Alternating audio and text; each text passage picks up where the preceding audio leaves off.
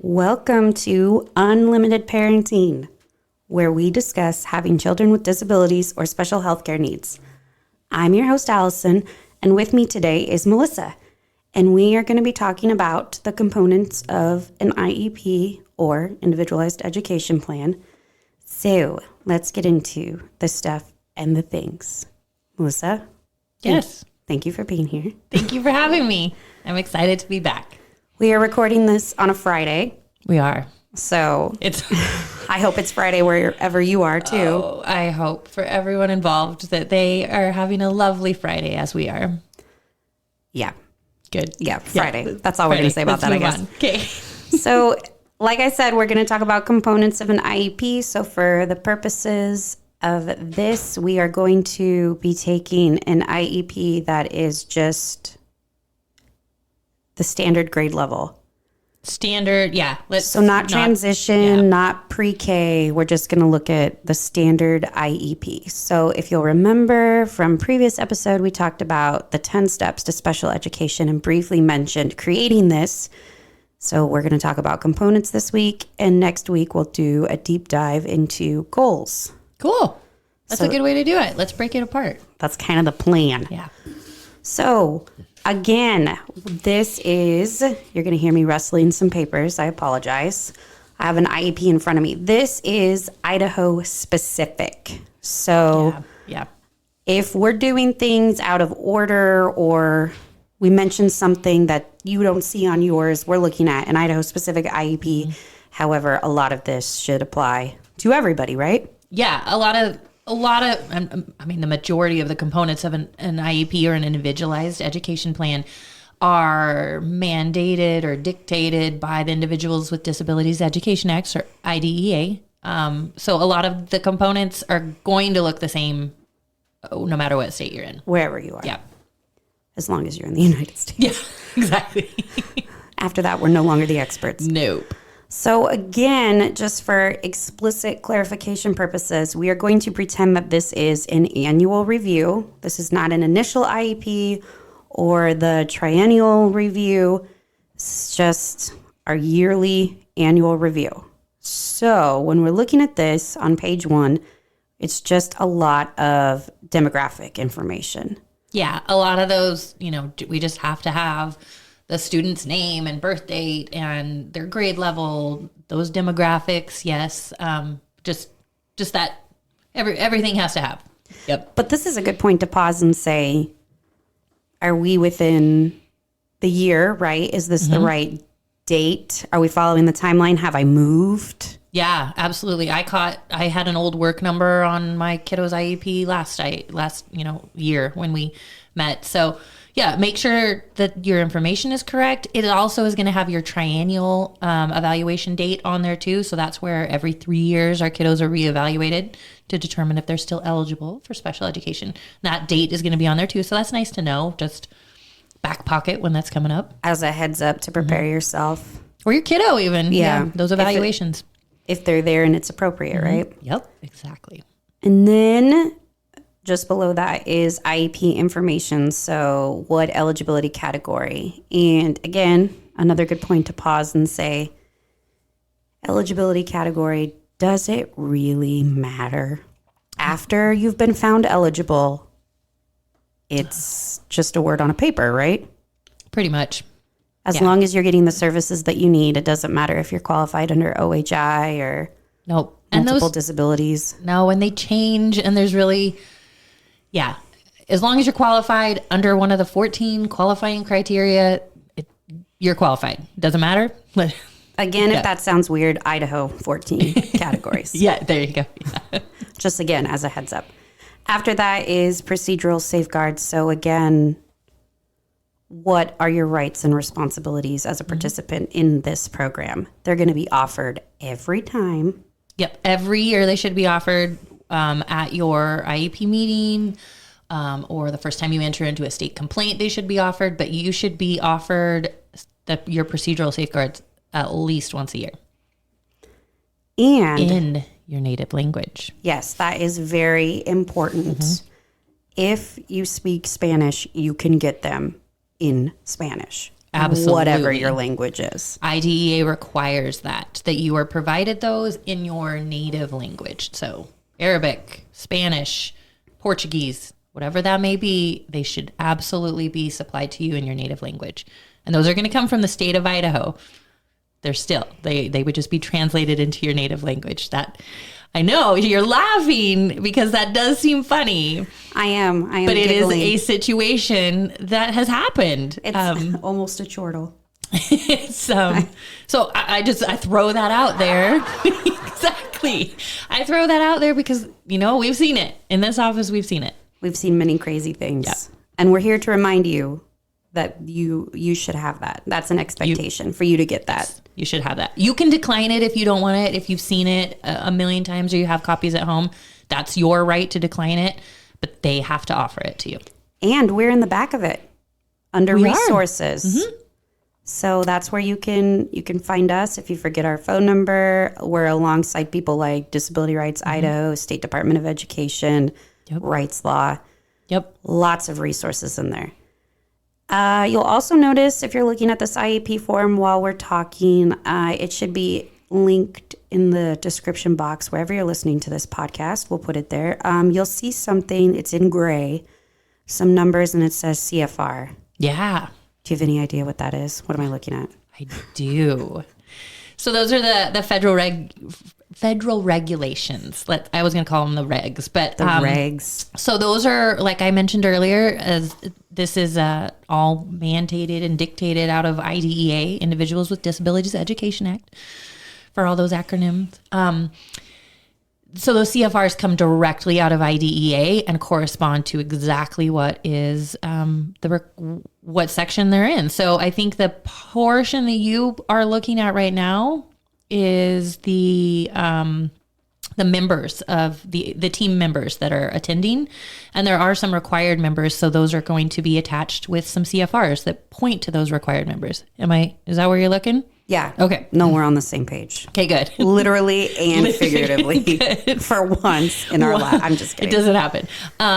It doesn't happen. No, it does. It happens all the time. So those, I don't want to, yeah. So that's what those CFRs there. Those are just citing those federal regulations as they can be found to directly correspond in IDEA. And they're all over the IEP, not just on this one portion of it. No. And if you see them, that's a required portion. So that if you see it and that's blank in your IEP, that's not right. We That's need the to go cue to back. ask some questions. Yep, Raise your exactly. hand. I have some follow-ups. Yep, exactly. Yep. So next, we're looking at Medicaid notification. So does the student's IEP include Medicaid reimbursable services? And boy, is this a whole other conversation. Yeah. On iPol's Facebook page, we just recently did a lunch and learn with... So we had Karen Stragle from the, so she's the school-based school.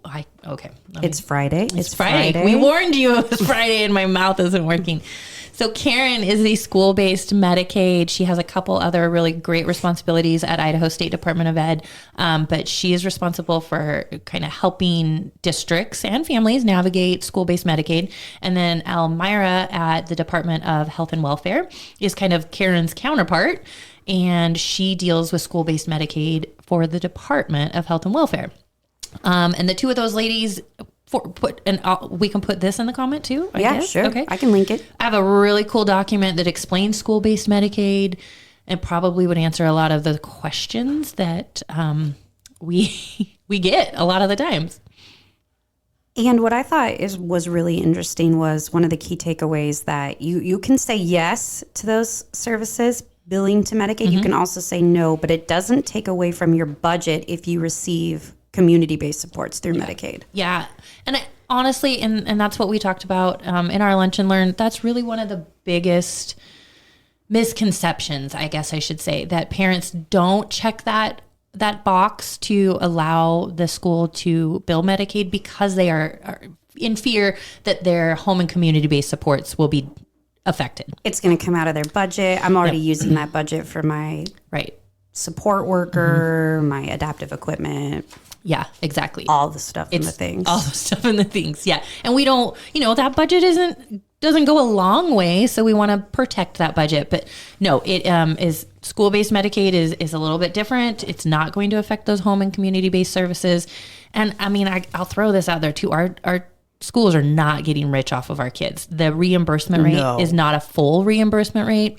So it's just covering a proportion of those rates that, of those related services. So whether it's occupational therapy, speech, physical therapy, behavioral intervention, those are all school-based Medicaid billable services. Personal care. I'll put you on the spot. I check the box. Do you check the box? Oh, I check the box. Yeah, I do. Okay. Because my kid gets a lot of school-based Medicaid services. And they need the box They checked. need those boxes checked. Yeah, they do. Next, you're going to see IEP team information. So all of those team members listed, their position, and whether or not they were in attendance for core members, parent, special ed teacher, general education teacher, and district representative. Yep.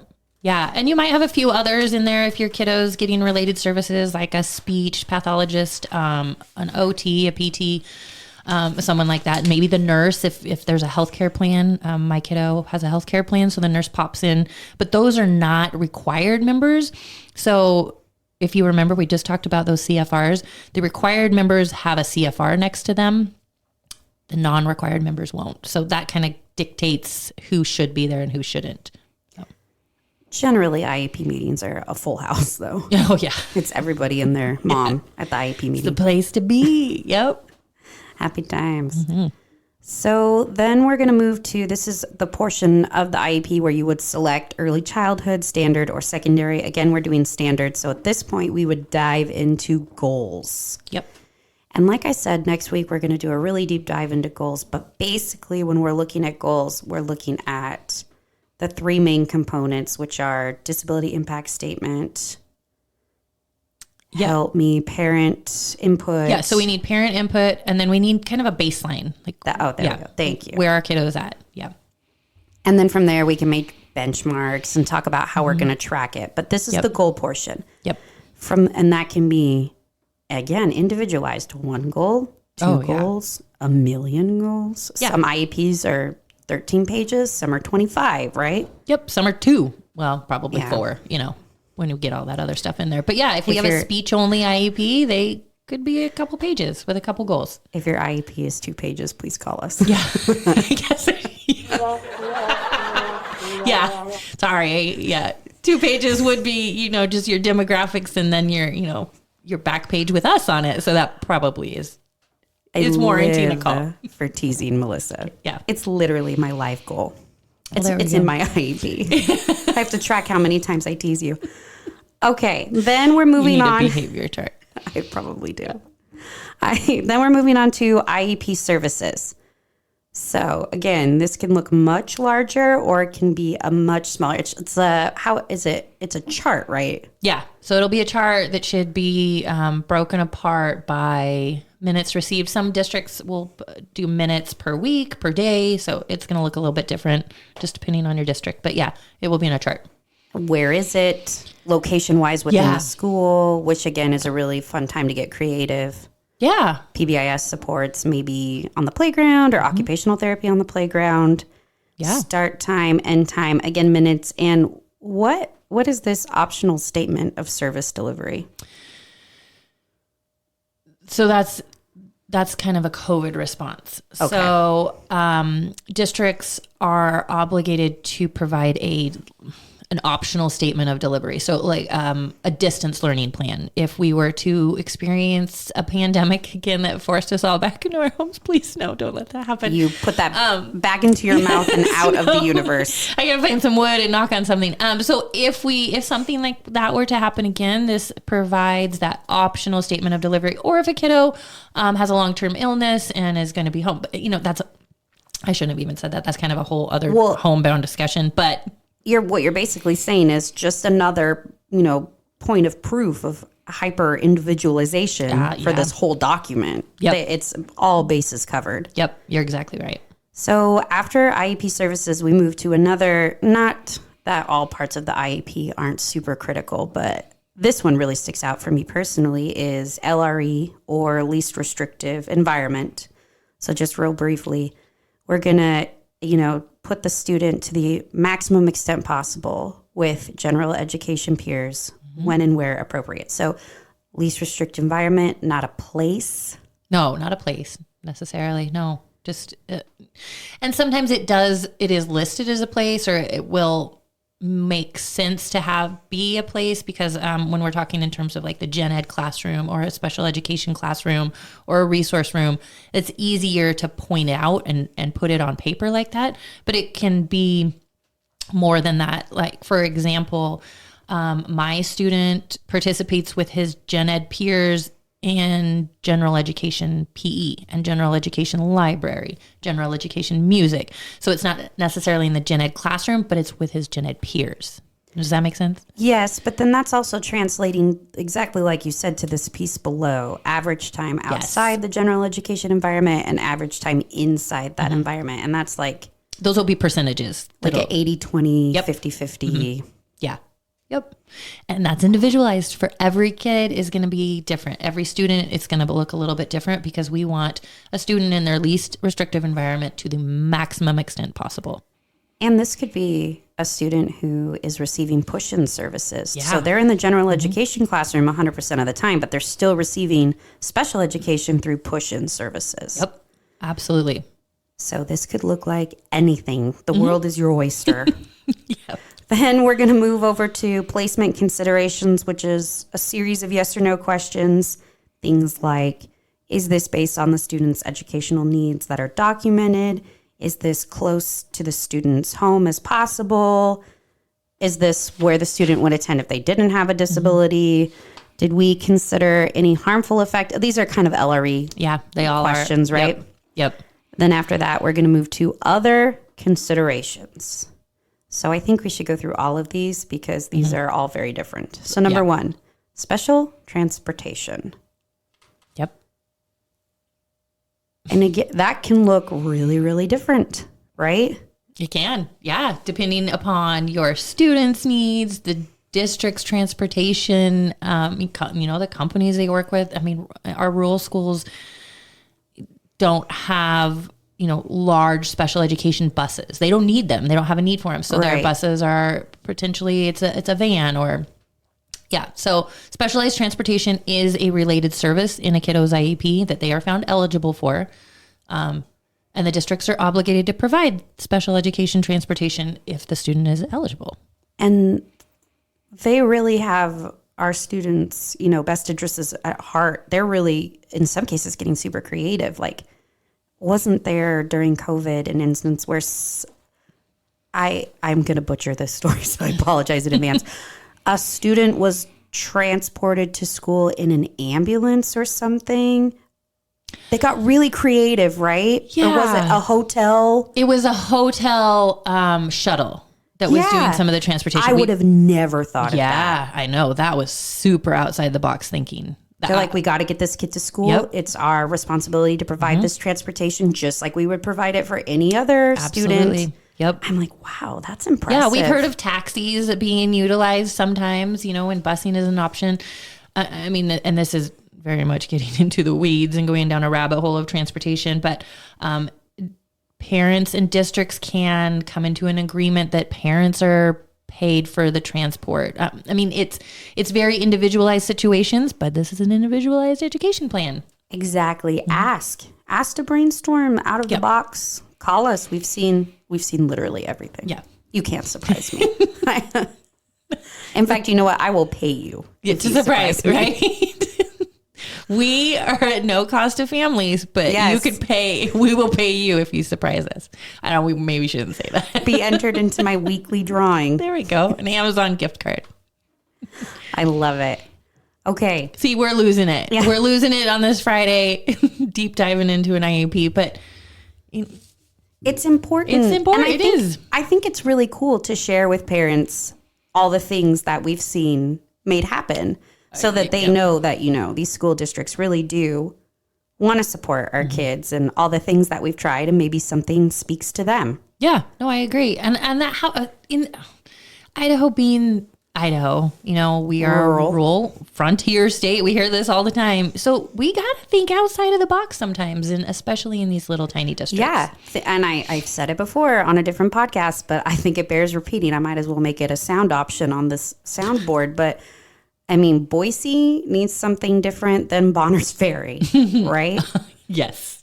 Rupert and Kimberly, Idaho might not be the same as West Ada School District. Absolutely. So... yeah, we're dealing with different challenges all over. And so let's get creative and we can help because we've seen it. It's our job to make it work. Yeah. So next consideration is, are extended school year services required for this student? So basically, if I'm reading this correctly, how it's essentially asking how much regression is going to occur if this student is out of school for the summer, right? Yeah, exactly. So extended school year, not many kiddos qualify. It's not to continue working on, or it's not to work on the IEP. It is extended school year. Yes, you're exactly right. It is for the kiddo that is nearing mastery of a certain skill, and we don't want to see that summer slip, that regression happen. Or if we know that, we're going to have big regression come fall and we need to alleviate that. But extended school year is completely different than a traditional school year. They're going to be just working on those very individualized skills that would be showing those signs of regression. So not like a summer camp, but not as academically intensive focus, just making sure that we're not going to have to make up for lost time. Yeah. Yep. Okay. And extended school year, again, it looks different in different areas or different districts. Sometimes it can be really challenging because it's at a different school or a different placement than the child traditionally, during the regular school year will be going. So it's very individualized. Let's just put it at that. Which that's going to be our go-to answer for everything. We need a button that says that. Yeah. It's very individualized. Yeah. It's not a lie. It's not. It's just not summer school. So right. Yes. Don't think it's summer school. Don't think it's heavily academic, but just know that it is an option and some people qualify for it. Yeah. And this is right about the time where they're letting you know if your student is qualifying in preparation for the extended school year. So right around end of February, middle of March is when that notification usually happens. Yes. So we're recording this in February. You might not hear it for a couple of months, but maybe we can make a Patreon and give people sneak peeks to the podcast. However, if you have any questions, you can call us anytime and we would have this conversation with you. You don't have to wait for the podcast. You can hear my voice Monday through Friday, 9 to 5. Exactly. Okay, moving on. Okay. Does the student have limited proficiency in English? Is the student deaf or hard of hearing? Does the student have unique communication needs? Is the student blind or visually impaired? And does the student have healthcare needs? Okay. So this is essentially we're making sure all the other things are checked off and that we don't need to address anything before we move forward, right? Exactly. That's exactly what it is. Do we need to bring in any outside support? So do we need, if we have a student with a visual or a hearing impairment, that's when we bring in IESPD, any assistive technology. We can, there's a lot of options there. And those students that their English isn't their, what their first language. It says limited proficiency in English. Okay. So that's sometimes where we have that ESL student. So English as a second language. That's where we just identify all of this so that then we can identify the supports that the student needs. Yes. And so those ones that we just listed are more, they're looking at physical things. Mm-hmm. The next part is behavioral need. Yep. So the next one goes, does behavior impede the student's learning or the learning of others? And then at that point is where we would ask, does the student have what we call a BIP, a behavioral intervention plan? Is it working? Do we need to adjust it? What does it look like? And then we're going to talk about the goals. And then again, how those goals are reported on, because BIPs can have different reporting than the other goals throughout the IEP. So sometimes we're really looking at those behaviors more often. So that can look like, let's just say student's name is Timmy. Okay. Timmy has a series of coping skills that he knows that he can utilize at any point. So how many times did Timmy use those coping skills without needing any kind of prompting? So that reporting looks different than did let's say Timmy's other goal was something along the lines of Timmy's going to be asked once a week to say the alphabet phonetically or something along those lines. So that's where reporting can look very different. So, and then you can have a behavioral intervention plan standalone. It can go with a 504. You see it here in an IEP. This is just another section, very individualized, does not apply to everybody. Yes, you handled that nicely. Thank you. I was dying and trying not to cough into the microphone, so I apologize. But isn't that so nice that I just did it, right? You just did it. I didn't need help. Why would you need help? For those of you listening who don't recognize my voice, I'm sorry. You probably will soon, but I'm the newest member of Idaho Parents Unlimited. You are, but you are now. You very much have solidified yourself as the behavioral expert at Idaho Parents Unlimited. Through many years of experience. Yes, she's lived in the behavioral trenches and has crawled her way out. I've written them. I've seen them. I dream about the bibs in my sleep. Yep. So she's our go-to. So I'm glad that that's the part that I decided to get a tickle in my throat. Couldn't have done it better. Please don't when we talk about assistive technology. I'm going to need you then. I got it.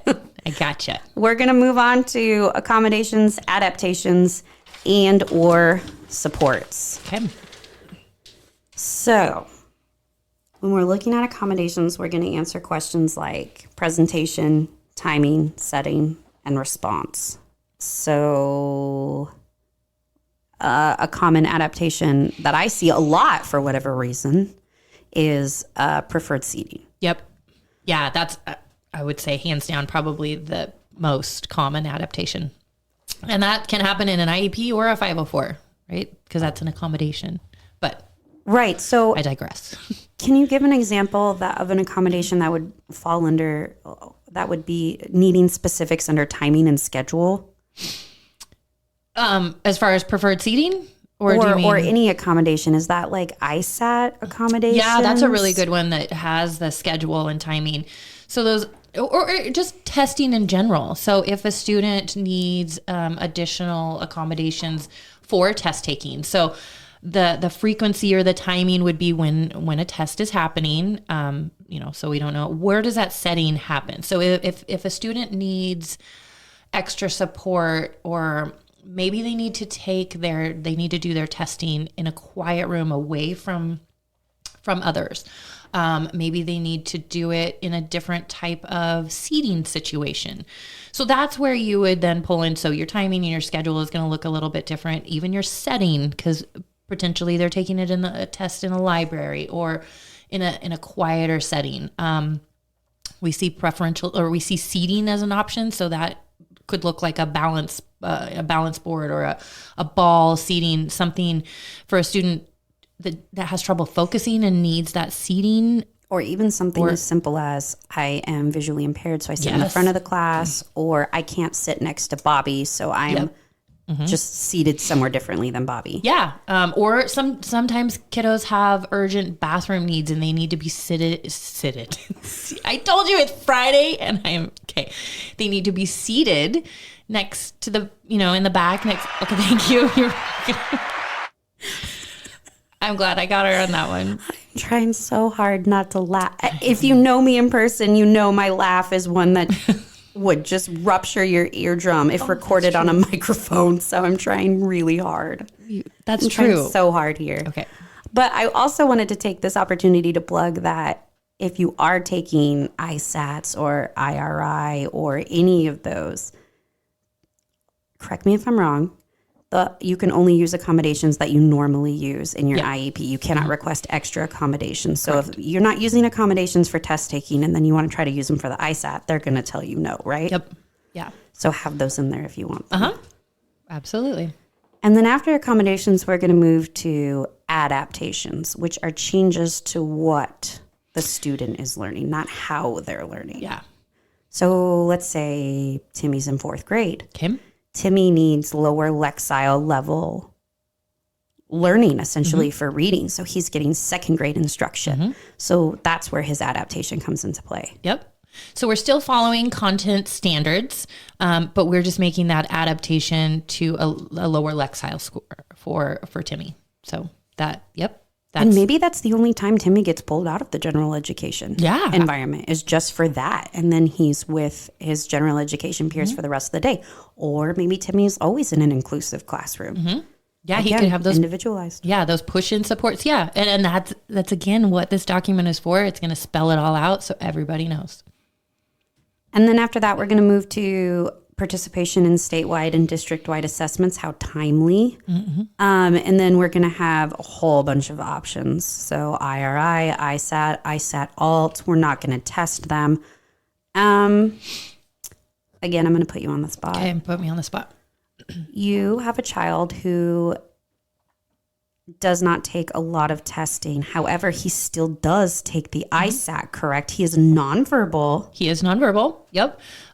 He is in 7th grade. So he takes the ISAT alt and he goes until he can't go anymore. And that's probably one question. And that's okay because he's in that 3% of kiddos realistically in the state that qualifies for the ISAT alts because he has some pretty significant learning disabilities, cognitive deficiencies, and so he qualifies for that. And that has been determined by his IEP team. But he still takes them. And for the most part, every student really takes it. There are some students who opt out completely, but then that changes how they graduate. Is that correct? Or am I misleading? Should I strike that from the record? No. Well, it's part of a bigger picture of graduation requirements, I guess I would say. I'm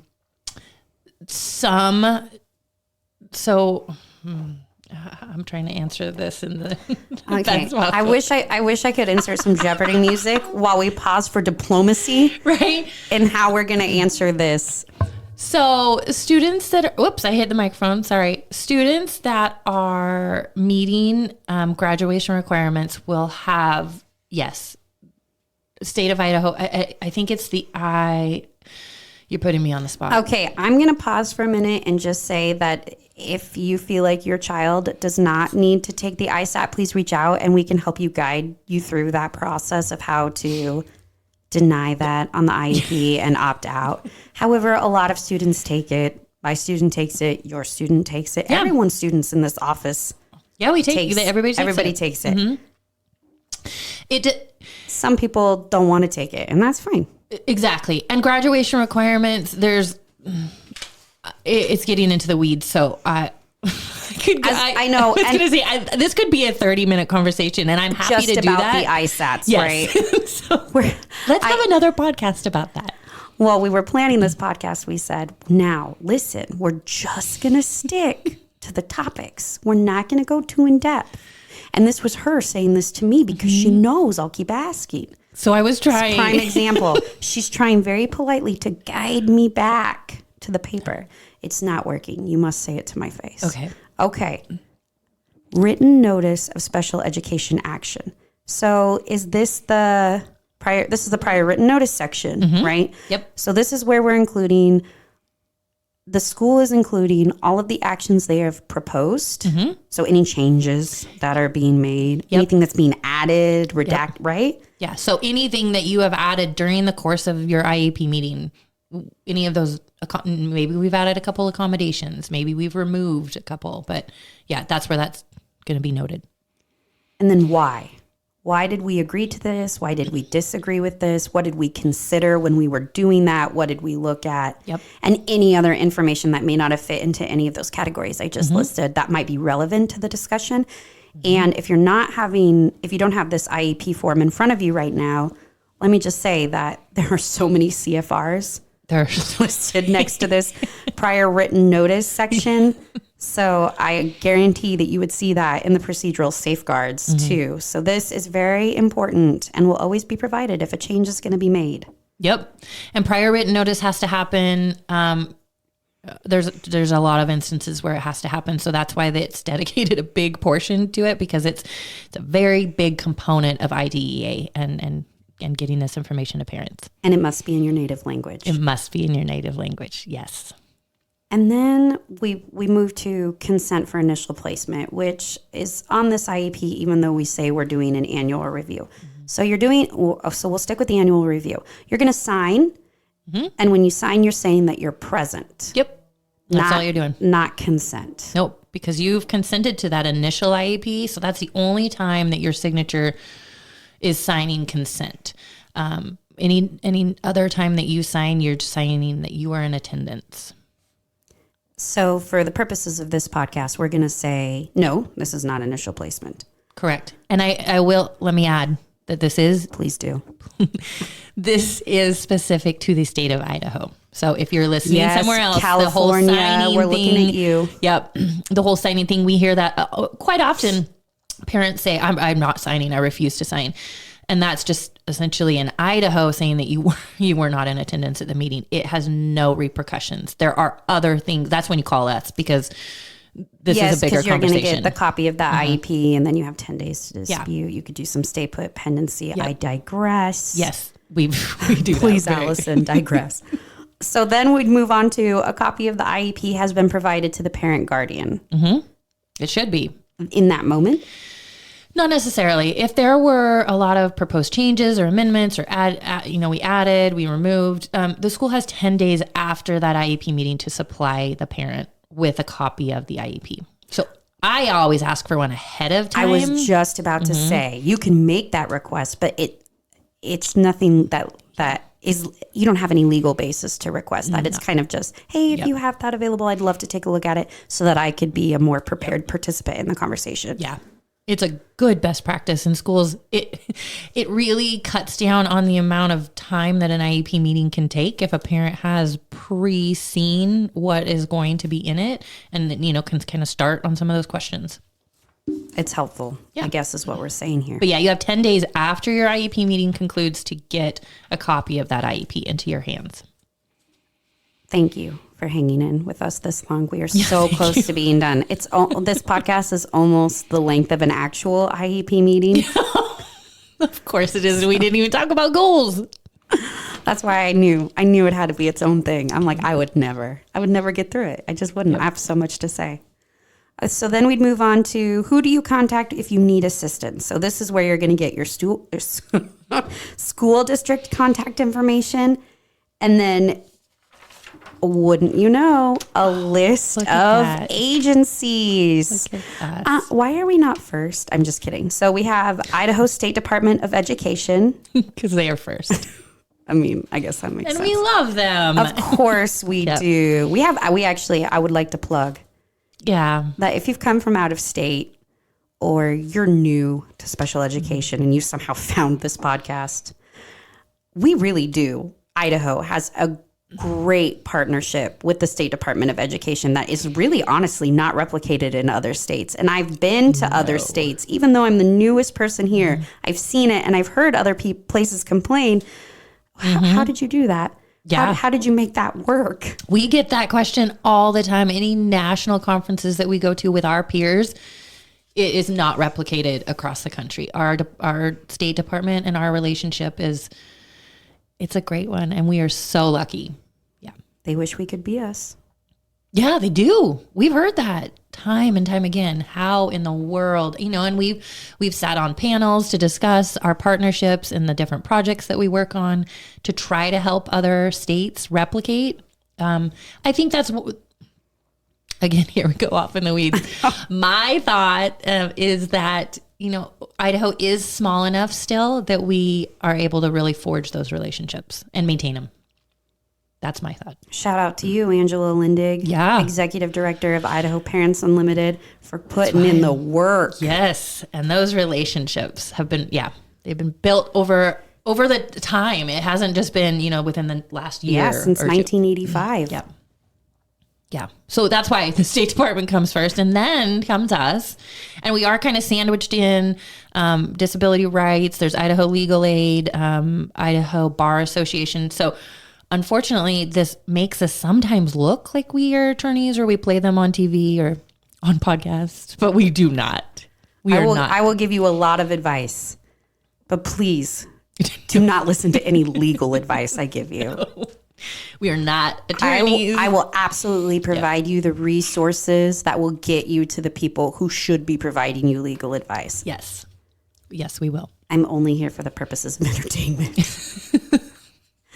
And that... Even that sometimes is questionable. Sorry. Hey. Just kidding. I'm kidding. I'll mute your microphone. She will. I will. Don't test me. So that is the whole IEP. Without goals. Without a deep dive. Yeah, into without a goals. deep dive. We briefly discussed Yeah. them. So on that note, any No, lingering thoughts you really want to add here? I don't think so. You want the people to know? No. The Okay. IEP is a long document that is a legal document, but I will say this, it's fluid and it can be changed at any time. I just got off the phone with a parent and told her the exact same thing. It's not written in stone. So just know that. And please call us. Yeah. To help, we'll help. We need a 1-800 number. 1-800 Idaho Parents Unlimited. I thought we had one.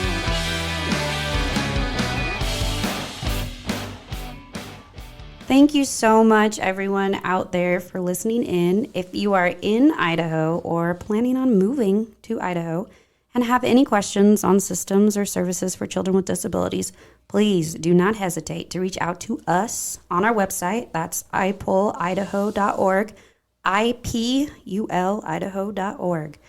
Be sure to come back next time where, surprise, surprise, we're going to have an in-depth discussion on strengths-based goals. And then after that, we'll take a small break from IEPs and discuss other areas of concern. Until then, I'm Allison. And I'm Melissa. And this has been Unlimited Parenting.